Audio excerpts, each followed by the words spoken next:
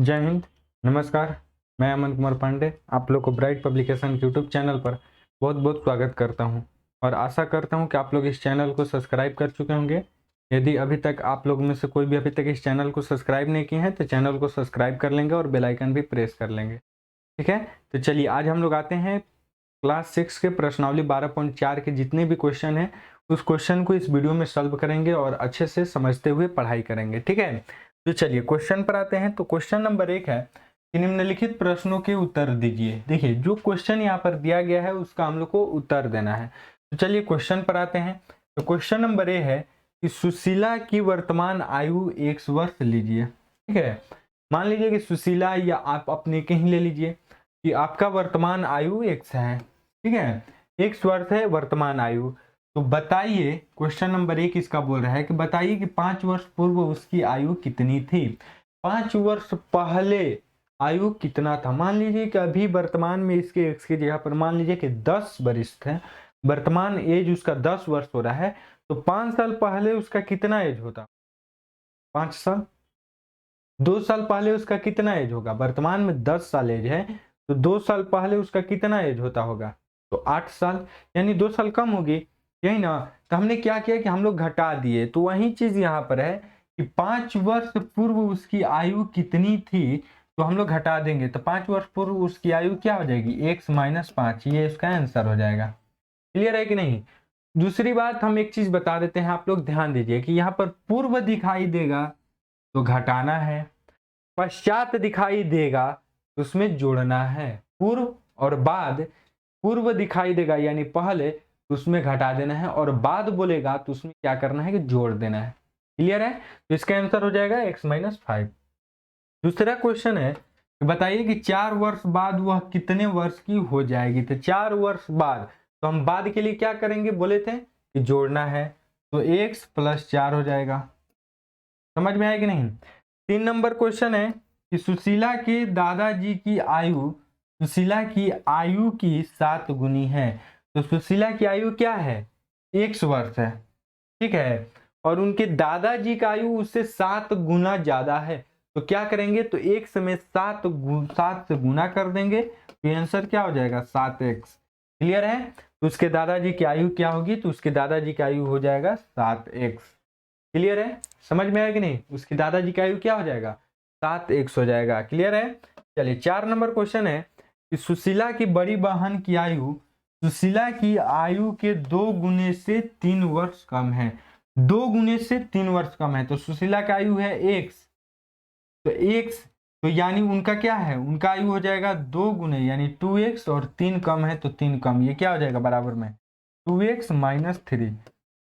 समझ में आया कि नहीं। 2 गुने से 3 कम है तो यानी सुशीला की आयु के 2 गुने। तो सुशीला का आयु है 1 वर्ष, तो उनके 2 गुने, तो 2 से गुना कर दिए तो 2x हो जाएगा, और 3 वर्ष कम है तो माइनस में 3 कर दिए तो 2x - 3 इसका आंसर हो जाएगा। क्लियर है, तो उसके बड़ी बहन की आयु क्या होगी, तो उनकी बड़ी बहन की आयु क्या होगी, ये हो जाएगा 2x - 3। क्लियर है, चलिए आगे बढ़ते हैं। इसका आंसर आप लोगों के सामने यहाँ पर दिया गया होगा। ठीक है ना, आंसर यहाँ पर लिख दिया है लेकिन हम अपने से बता दिए हैं। चलिए आगे बढ़ते हैं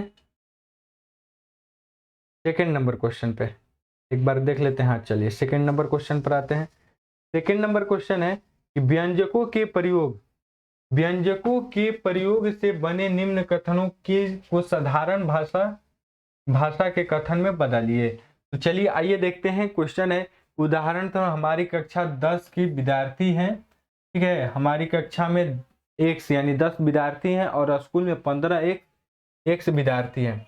हमारी कक्षा में x विद्यार्थी और स्कूल में 15x विद्यार्थी है। तो साधारण भाषा में स्कूल में विद्यार्थियों की कुल संख्या हमारी कक्षा के विद्यार्थियों की 15 गुनी है। ऐसे हम लोग को बताना है, एक उदाहरण के तौर पर बताया गया है।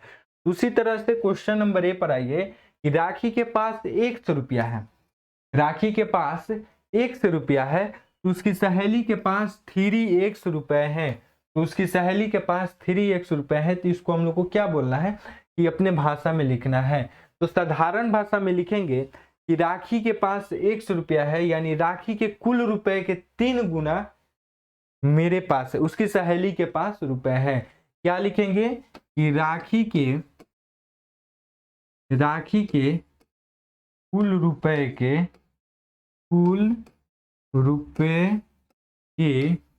3 गुना उसके सहेली के पास है।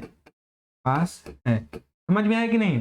3 गुना क्यों हुआ? क्योंकि उसके पास 100 रुपया है तो उसके सहेली के पास 3x है, यानी 3 गुना x है यानी 3 गुना है, तो इसलिए हम लोग 3x लिख दिया। क्लियर है? चलिए बी नंबर क्वेश्चन है कि एक अभ्यास पुस्तिका का मूल्य p रुपया है, तो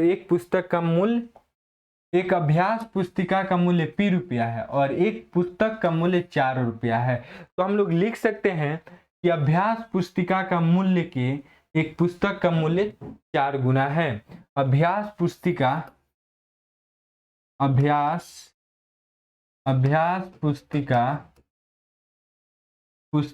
के मूल्य के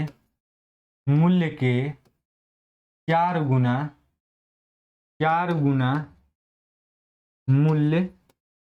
मूल्य एक पुस्तक का है। या ऐसे भी दूसरे भाषा में भी लिख सकते हैं, आप लोग अपने भी भाषा में लिख सकते हैं कि अभ्यास पुस्तिका का मूल्य के 4 गुना मूल्य एक पुस्तक का मूल्य है। तो ऐसे भी हम लिख सकते हैं कि एक पुस्तक का मूल्य अभ्यास पुस्तिका के मूल्य के 4 गुना है।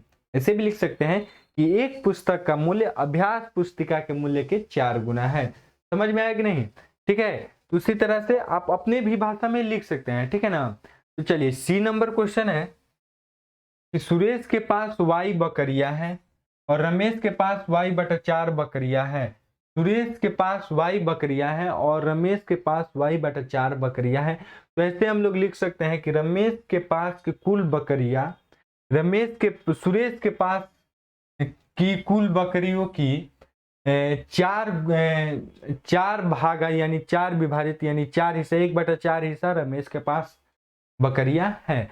या ऐसे भी लिख सकते हैं कि रमेश के पास कुल बकरियों की संख्या उसमें 4 से सुरेश के पास बकरियों की संख्या यानी 4 गुना है।